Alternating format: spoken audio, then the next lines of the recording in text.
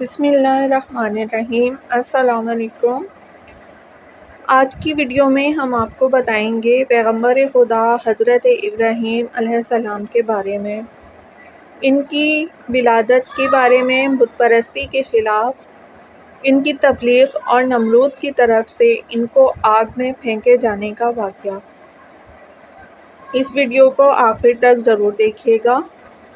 نمرود ملک بابل کا بادشاہ تھا۔ بابل کا موجودہ نام عراق ہے۔ نمرود انتہائی مغرور شخص تھا۔ جب اس کے اقتدار کا دائرہ وسیع ہو گیا تو لوگوں سے کہنا شروع کر دیا کہ اس کی پرستش کریں، کیونکہ لوگ پہلے ہی غیر اللہ اور لکڑی سے بنے ہوئے بتوں کی پرستش کیا کرتے تھے، لہٰذا وہ اسے بھی آسانی سے خدا ماننے پر آمادہ ہو گئے۔ لوگوں کو اس گمراہی اور ذلت کی زندگی بسر کرتے ہوئے ایک عرصہ گزر گیا اور وہ اللہ کو بالکل ہی بھلا چکے تھے۔ پروردگار عالم نے اس قوم کی ہدایت اور رہنمائی کے لیے ان میں اپنا نمائندہ بھیجنے کا ارادہ فرمایا۔ نمرود کے دربار میں نجومی بھی تھے۔ ایک نجومی نمرود کے دربار میں بڑا مقام و منطق رکھتا تھا اور وہ نمرود کے بہت ہی قریب تھا۔ ایک دن اس نے نمرود سے کہا، ایک بات عرض کروں؟ تو نمرود نے کہا، نجومی نے بتایا کہ آپ کی سلطنت میں ایک بچہ پیدا ہونے والا ہے، وہ بت پرستی کو ختم کر دے گا اور لوگوں کو اپنے دین کی جانب بلائے گا اور آپ کی حکومت ختم کر دے گا۔ یہ سن کر نمرود نے اپنے دربار کے دوسرے نجومیوں کی طرف دیکھا۔ سب نجومیوں نے پہلے نجومی کی تائید کی۔ نمرود یہ سن کر دل ہی دل میں گھبرا گیا اور پھر غصے میں آ کر حکم دیا کہ عورتوں اور مردوں کو ایک دوسرے سے الگ کر دیا جائے تاکہ ایسا کوئی بچہ وجود میں آنے ہی نہ پائے، اور حکم دیا جو بھی بچہ پیدا ہو اسے قتل کر دیا جائے۔ نمرود کے منہ سے اس کے حکم کا نکلنا تھا کہ بابل میں پیدا ہونے والے بچے قتل کیے جانے لگے۔ کہتے ہیں کہ نمرود کے حکم پر اس مردود کے جلادوں نے 1,00,000 بچے قتل کیے۔ نادان نمرود یہ سمجھتا تھا کہ ان حیلوں سے وہ خدا تعالیٰ کے ارادے کے آگے بند باندھ سکے گا۔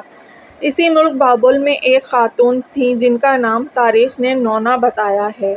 نونا اس وقت حاملہ تھی، لیکن اس کے حمل کے آثار کو اللہ نے چھپا دیا۔ جب اس کے بچے کی پیدائش کا وقت آیا تو وہ نمرود کے خوف سے شہر سے باہر چلی گئی اور وہاں پہاڑ کے ایک غار میں پناہ لے لی۔ انہوں نے اپنے بچے کو اسی گھر میں جنم دیا اور بچے کو لٹا کر پھر خدا سے دعا کی کہ اے خدا، میں اپنے جگر کے ٹوٹے کو اس غار میں لٹا کر جا رہی ہوں، ان ظالموں سے تو ہی اس کو بچانا جو معصوموں کے خون کے پیاسے ہیں۔ پھر انہوں نے بچے کو بوسہ دیا اور غار کے تہہ خانے کو پتھروں سے بند کر دیا اور واپس شہر کو لوٹ گئیں۔ جب دوسرے دن گھر میں اپنے بچے کو دیکھنے آئی تو دیکھا کہ ان کا بچہ انگوٹھا چوس رہا ہے۔ اس بچے کے انگوٹھے سے دودھ جاری تھا۔ یہ بچہ کوئی اور نہیں بلکہ حضرت ابراہیم علیہ السلام تھے۔ اللہ رب العزت نے حضرت ابراہیم علیہ السلام کے انگوٹھے میں دودھ پیدا کر دیا تھا اور یوں حضرت ابراہیم علیہ السلام کو غذا پہنچتی رہی۔ اس غذا سے حضرت ابراہیم علیہ السلام دن میں اتنا بڑھتے تھے کہ جہاں ایک عام بچہ مہینے میں بڑھتا ہے، آپ علیہ السلام کی ماں آپ کو دیکھنے کی غرض سے روزانہ غار میں آتی۔ جب آپ علیہ السلام کی عمر 2 سال ہو گئی تو وہ باتیں کرنے لگے، اور جب آپ کی عمر 7 سال کو پہنچی تو آپ کی والدہ نے بڑی بڑی باتیں اور اخلاق سکھانے لگیں۔ کمزوروں کی مدد کرنا اور اللہ رب العزت کے گزرے ہوئے پیغمبروں کے واقعات سنایا کرتیں، مگر انہیں کیا معلوم تھا کہ وہ جس بچے کی تعلیم و تربیت میں لگی ہوئی ہیں وہ خود ہی ایک پیغمبر ہیں۔ آپ علیہ السلام نے اپنی زندگی کے 13 سال اسی گھر میں گزارے۔ انہوں نے ایک دن اپنی ماں سے کہا، ماں مجھے بھی اپنے ساتھ شہر لے چلیں۔ ماں نے جواب دیا، بیٹا شہر میں تمہارے لیے خطرہ ہے۔ اس لیے حضرت ابراہیم علیہ السلام رات کو اس غار سے نکل کر شہر میں داخل ہوئے۔ حضرت ابراہیم علیہ السلام کا ایک چچا تھا جن کا نام آزر تھا۔ یہاں پہ ایک نکتے کی وضاحت کرتی چلوں کہ توریت میں آزر کو حضرت ابراہیم علیہ السلام کا چچا کہا گیا ہے، جبکہ ان کے والد کا نام تارق تھا۔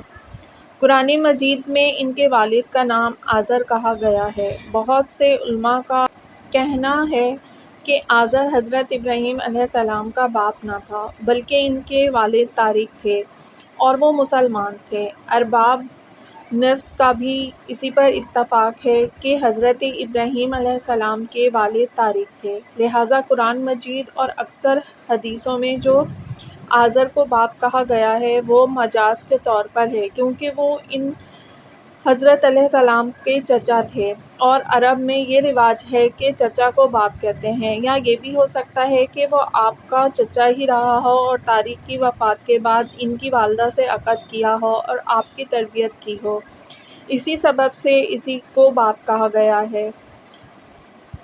آزر مٹی، پتھر، لکڑی کے بت بناتا، ان کو خود پوجتا اور لوگوں کے ہاتھوں فروخت کراتا تھا۔ اس طرح اس کا کاروبار بہت پھیلا ہوا تھا۔ آزر کے بیٹے بھی بت فروشی کرتے تھے۔ جب حضرت ابراہیم علیہ السلام غار سے نکل کر شہر میں گئے اور اپنے چچا آزر کے پاس پہنچے تو آزر نے حضرت ابراہیم علیہ السلام کو بھی اپنے بیٹوں کے ساتھ بت بیچنے کے لیے بھیج دیا۔ حضرت ابراہیم علیہ السلام نے بتوں کے گلے میں رسی باندھی اور انہیں زمین پر گھسیٹتے ہوئے لے گئے، جس سے وہ مٹی، کیچڑ اور کوڑا کرکٹ سے آلودہ ہو گئے۔ پھر آواز لگائی، اے لوگو، آؤ اور مجھ سے وہ بت خریدو جو بے جان ہیں، عقل و ہوش سے خالی ہیں اور کوئی نفع نقصان نہیں پہنچا سکتے۔ بتوں کے ساتھ حضرت ابراہیم علیہ السلام کا یہ سلوک بت پرستوں کی نظر میں بے حد توہین آمیز تھا۔ پھر بات یہاں تک آ پہنچی، آزر نے حضرت ابراہیم علیہ السلام کو اس بارے میں نصیحت کی کہ ایک دن حضرت ابراہیم علیہ السلام نے اپنے چچا سے پوچھا، چچا جان، آپ لکڑی اور مٹی کے بت بناتے ہیں جو نہ بول سکتے ہیں، نہ سن سکتے ہیں، نہ آپ کو کوئی نفع نقصان پہنچا سکتے ہیں۔ آزر نے چونک کر پوچھا، کیا تم ہمارے خداؤں کے مخالف ہو؟ دیکھو، آئندہ اس طرح کی بات زبان پر نہ لانا ورنہ تمہیں سزا ہوگی۔ اس کے بعد حضرت ابراہیم علیہ السلام لوگوں سے مخاطب ہوئے اور کہا، پرستش اور سجدے کے لائق نہ نمرود ہے اور نہ یہ بت ہے، لائق عبادت صرف اللہ تعالیٰ کی ذات ہے جس نے ساری کائنات کو بنایا، جس نے پوری دنیا کو پیدا کیا۔ حضرت ابراہیم علیہ السلام کا نام اور پیغام تیزی سے پھیلنے لگا، لوگ ان کی بات غور سے سننے لگے۔ جب ان کی شہرت نمرود تک پہنچی تو اس نے اپنے دربار کے لوگوں سے پوچھا، یہ کون نوجوان ہے جس نے ایک ہنگامہ کھڑا کر دیا ہے؟ درباری بولے، اس کا نام ابراہیم ہے جو آزر کے گھر میں جوان ہوا ہے۔ نمرود نے حکم دیا کہ اسے فوراً میرے سامنے پیش کیا جائے۔ نمرود کے بھیجے ہوئے لوگ حضرت ابراہیم علیہ السلام کے پاس آئے اور انہوں نے نمرود کا پیغام انہیں پہنچایا۔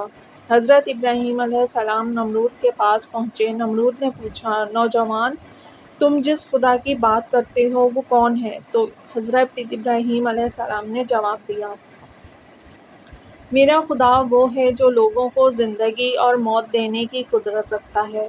نمرود نے کہا، یہ تو میں بھی کر سکتا ہوں، اور اس نے ایک ایسے مجرم کو آزاد کر دیا جسے موت کی سزا کا حکم سنایا جا چکا تھا، اور ایک ایسے آدمی کو پھانسی دے دی جس کا کوئی جرم نہیں تھا۔ پھر کہنے لگا، اب بولو، میرے خدا ہونے میں تمہیں کیا شک ہے؟ میں بھی تو جس کو چاہوں زندگی بخش دوں اور جس کو چاہوں موت بخش دوں۔ حضرت ابراہیم علیہ السلام نے فرمایا، اگر تو سچا ہے تو جس کو قتل کیا ہے اس کو زندہ کر کے دکھا۔ پھر فرمایا، میرا خدا سورج کو مشرق سے نکالتا ہے اور مغرب میں غروب کرتا ہے، تو اسے مغرب سے نکال کر دکھا۔ نمرود سے اس سوال کا جواب نہ بن سکا اور وہ شرمندہ ہو گیا۔ اسی وقت حضرت ابراہیم علیہ السلام کی والدہ نے نمرود سے کہا، بادشاہ سلامت، مجھے اجازت دیں کہ میں ابراہیم علیہ السلام کو اپنے ساتھ لے جاؤں کیونکہ یہ ابھی ناسمجھ ہے۔ آزر بولا، بادشاہ سلامت، آپ ابراہیم علیہ السلام کو گھر جانے کی اجازت دے دیں، میں اسے آپ کی اور بتوں کی توہین سے باز رکھنے کی ضمانت دیتا ہوں۔ نمرود نے کہا، میں تمہاری خاطر ابراہیم علیہ السلام کو معاف کرتا ہوں، لیکن اگر اس نے آئندہ کوئی ہنگامہ کھڑا کیا تو میں اسے زندہ جلا دوں گا۔ ابراہیم علیہ السلام اس واقعے کے بعد اپنے مشن سے باز نہ آئے اور انہوں نے ایک دن آزر سے کہا، چچا جان، یہ بت کیا ہے جن کو آپ بناتے ہیں اور خود پوجتے ہیں اور خود ہی ان کو خدا مانتے ہیں؟ آزر یہ بات سنتے ہی بگڑ گیا اور اس نے کہا، ابراہیم، فوراً میرے گھر سے نکل جاؤ، میں تمہیں مزید برداشت نہیں کر سکتا۔ ابراہیم علیہ السلام یہ کہتے ہوئے گھر سے نکلے، چچا جان، آپ نہیں مانتے تو میں جاتا ہوں، مگر میں اپنے مشن سے باز نہیں آؤں گا، کیونکہ میں خدا سے ڈرتا ہوں اور ان بتوں سے یا نمرود سے نہیں ڈرتا۔ حضرت ابراہیم علیہ السلام نے اپنے چچا کے گھر سے الگ اپنا کوئی انتظام کر لیا اور وہاں سے چلے گئے، مگر اپنے قول کے مطابق اللہ کی بندگی کی دعوت دیتے رہے اور بتوں کی خدائی کا انکار کرتے رہے۔ ملک کے بابل کے لوگ ہر سال ایک عید منایا کرتے تھے اور اس دن کچھ خصوصی کام انجام دیا کرتے تھے، چنانچہ وہ لوگ سارا دن شہر سے باہر گزارتے تھے۔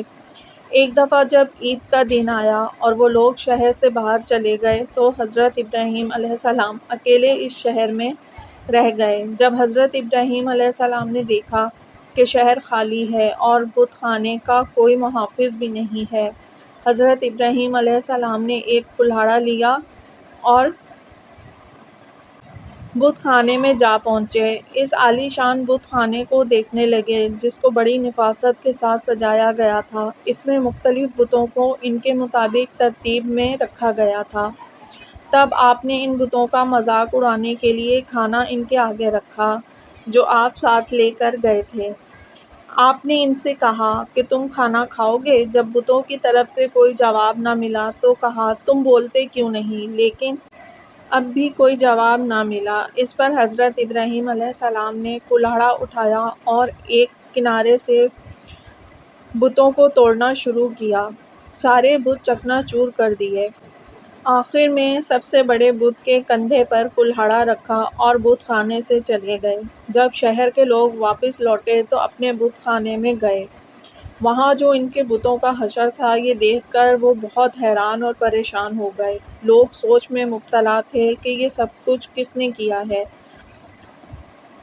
سب لوگوں کی زبان پر ایک ہی الفاظ تھا کہ کس نے ہمارے خداؤں کے ساتھ ایسا سلوک کیا ہے۔ بعض لوگوں نے کہا، ہم نے ایک نوجوان کو بتوں کی برائی بیان کرتے ہوئے سنا ہے جس کا نام ابراہیم ہے۔ وہ بتوں کی عبادت کو بے عقلی کا کام سمجھتا ہے اور اس نے ہمیں لعنت ملامت بھی کی تھی، اس لیے ممکن ہے کہ یہ کام اس نے ہی کیا ہو۔ اس طرح حضرت ابراہیم علیہ السلام پر شک ظاہر کرنے کے بعد ان پر ایک مقدمہ چلا۔ انہوں نے حضرت ابراہیم علیہ السلام سے پوچھا، کیا ہمارے خداؤں کے ساتھ یہ سلوک تم نے کیا ہے؟ تو حضرت ابراہیم علیہ السلام نے بڑے اطمینان سے جواب دیا، یہ بات اس بڑے بت سے پوچھو کہ جس کے کندھے پر کلہاڑا ہے۔ اس شخص نے کہا، وہ تو بول نہیں سکتا۔ حضرت ابراہیم علیہ السلام نے جواب دیا، جی ہاں، بولنا تو دور کی بات، اگر اس کی آنکھ پر کوئی مکھی بھی بیٹھ جائے تو یہ اسے بھی نہیں اڑا سکتا۔ بھلا دوسرے کو کوئی نقصان یا نفع کیا پہنچائے گا؟ مگر تعجب کی بات یہ ہے کہ تم لوگ پھر بھی اس مجبور لاچار کو خدا مانتے ہو، اس کو سجدہ کرتے ہو اور اس کی پوجا کرتے ہو۔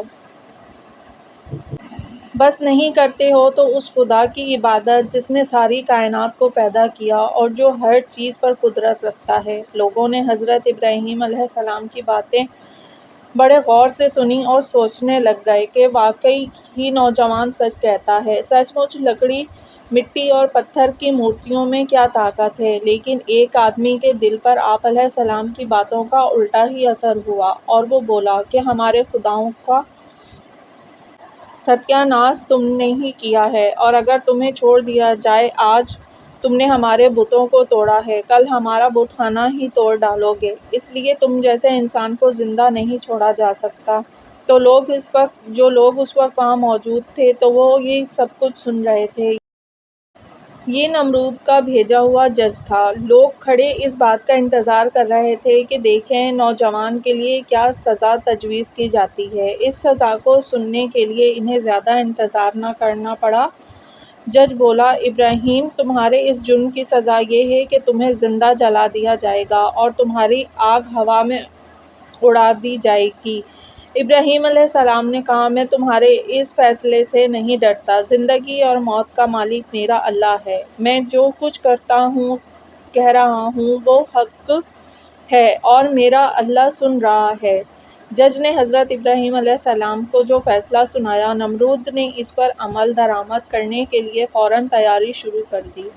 اس نے اس شہر اور ادھر ادھر کے علاقے میں اعلان کرا دیا، ہمارے بتوں کو توڑنے اور ان کی توہین کرنے والے نوجوان کو زندہ جلانے کے لیے سب لوگ ایندھن اکٹھا کریں۔ ادھر بت خانے کے پجاریوں نے بھی اعلان کیا کہ جو لوگ اپنی کسی مراد کے پورا ہونے کے لیے ایندھن جمع کریں گے، ان کی مرادیں پوری ہوں گی۔ اس اعلان کو سن کر لوگوں نے زیادہ سے زیادہ ایندھن جمع کرنا شروع کر دیا۔ ادھر شہر کے تمام لوگوں نے لکڑیوں کو اکٹھا کرنا شروع کر دیا۔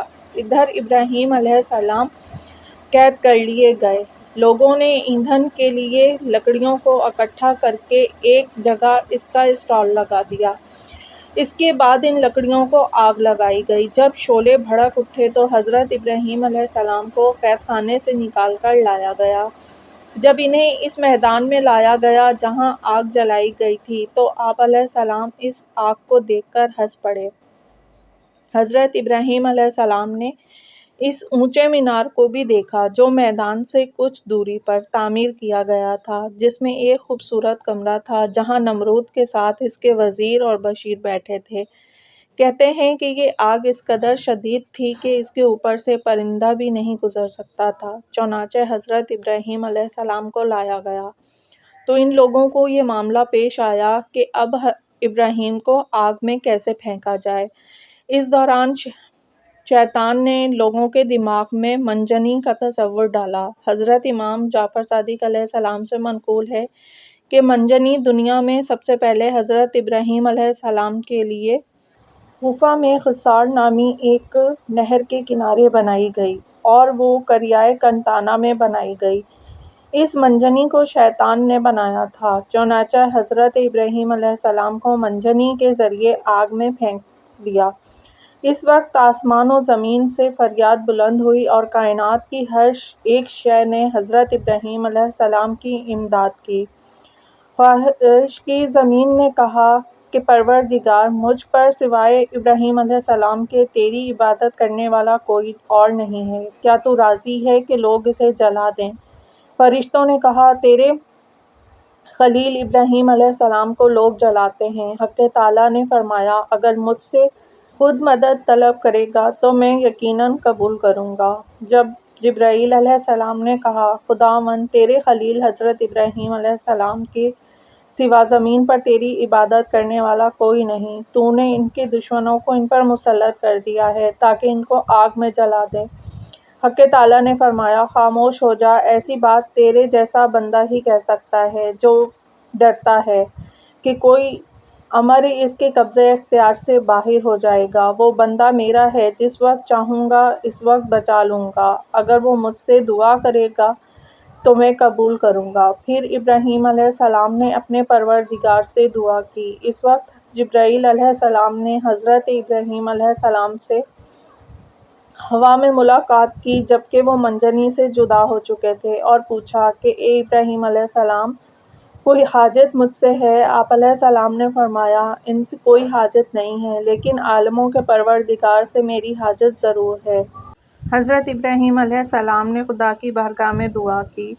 اس وقت جبرائیل علیہ السلام نے ان کو ایک انگوٹھی دی جس پر نقش تھا، لا الہ الا اللہ محمد الرسول اللہ۔ پھر خدا نے آگ کو وحی کی کونی برتن یعنی سرد ہو جا، اس کے ساتھ ہی آگ سرد ہو گئی اور وہاں جبرائیل علیہ السلام اور آپ کے ساتھ بیٹھ کر گفتگو میں مشغول ہو گئے۔ ان کے چاروں طرف گل و لالہ پیدا ہو گئے۔ کہتے ہیں کہ جب آگ جل رہی تھی تب چھپکلی آگ کو پھونکتی تھی اور مینڈک پانی لا کر اس پر پھینکتا تھا تاکہ اس کو بجھا دیں، اور جب خدا نے وحی کی کہ سرد ہو جا، 3 روز تک دنیا کی تمام آگ میں گرمی باقی نہ رہی تھی، اور یوں اللہ تعالیٰ نے اپنے پیغمبر حضرت ابراہیم علیہ السلام کو اتنی بڑی آگ سے محفوظ رکھا۔ یہ سارا معاملہ دیکھنے کے بعد نمرود ابراہیم علیہ السلام کے پاس پہنچا اور بولا، نوجوان، ہمیں تعجب ہے کہ تمہارا حکم آگ میں چلتا ہے۔ ابراہیم علیہ السلام نے جواب دیا، یہ تمام میرے خدا کی قدرت ہے۔ نمرود حضرت ابراہیم علیہ السلام کی حرمت کو تو اپنی آنکھوں سے دیکھ چکا تھا، مگر وہ آپ کی باتوں کو تسلیم کرنے کے لیے پھر بھی تیار نہ ہوا۔ نمرود کو لگا کہ کہیں لوگ حضرت ابراہیم علیہ السلام پر ایمان نہ لے آئیں۔ اس نے فوراً لوگوں کو لالچ دے کر اور کچھ کو ڈرا دھمکا کر بہکایا۔ اس واقعے کے بعد اس نے حکم دیا کہ انہیں شہر بدل کر دیا جائے تاکہ کوئی شخص ان کا پیرو نہ بنے اور ان کا دین اختیار نہ کر سکے۔ حضرت ابراہیم علیہ السلام خود بھی نمرودیوں کے ساتھ ان کے شہر میں رہنے سے خوش نہ تھے، اس لیے وہ شہر چھوڑنے پر آمادہ ہو گئے۔ چنانچہ انہوں نے اپنی بکریاں اکٹھی کیں اور انہیں اپنے ساتھ لے کر روانہ ہو گئے، کیونکہ آپ کے پاس بہت بکریاں اور دوسرا سامان بھی تھا۔ اس لیے نمرود نے حکم دیا کہ یہ سارا سامان ضبط کر لیا جائے۔ حضرت ابراہیم علیہ السلام نے کہا، اگر تم میری بھیڑ بکریاں اور مال لینا چاہتے ہو تو میں نے اس سرزمین میں اپنی جتنی عمر گزار کر یہ بھیڑ بکریاں جمع کی ہیں، تم میری وہ عمر لوٹا دو اور پھر میرا مال ضبط کر لو۔ جب بات بڑھی تو یہ مقدمہ نمرود کے ایک منصف کے پاس پہنچا۔ اس نے فریقین کی بیانات سننے کے بعد فیصلہ حضرت ابراہیم علیہ السلام کے حق میں دے دیا۔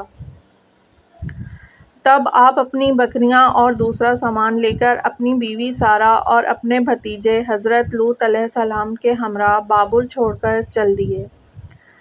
اکثر محرروں اور بعض مفسروں نے ذکر کیا ہے کہ آگ سے نجات کے بعد حضرت ابراہیم علیہ السلام نے نمرود کو دین حق کی دعوت دی۔ اس شقی نے کہا، میں تمہارے خدا سے جنگ کروں گا، اور ایک دن مقرر کیا۔ اس روز نمرود بے شمار لشکر لے کر میدان میں آیا۔ ابراہیم علیہ السلام تنہا اس کے مقابلے میں کھڑے ہوئے، یہاں تک کہ حق تعالیٰ نے سب سے کمزور مخلوق مچھر کو بھیجا، جن سے فضا تاریک ہو گئی اور وہ لشکر والوں پر حملہ آور ہوئے اور ان کے سر اور ناک میں لپٹ گئے، جہاں تک کہ سب کے سب بھاگ کھڑے ہوئے۔ نمرود بھی ذلیل و رسوا ہو کر واپس آیا، لیکن پھر بھی ایمان نہ لایا۔ تو خدا نے ایک کمزور مچھر کو حکم دیا کہ اس کے دماغ میں گھس جا، تو وہ اس کے دماغ میں جا کر اس کا مغز کھانے لگا۔ نمرود اس قدر بے چین ہو گیا کہ چند آدمیوں کو مقرر کیا کہ چپل کی باریک نوک اس کے سر پر ماری جائے۔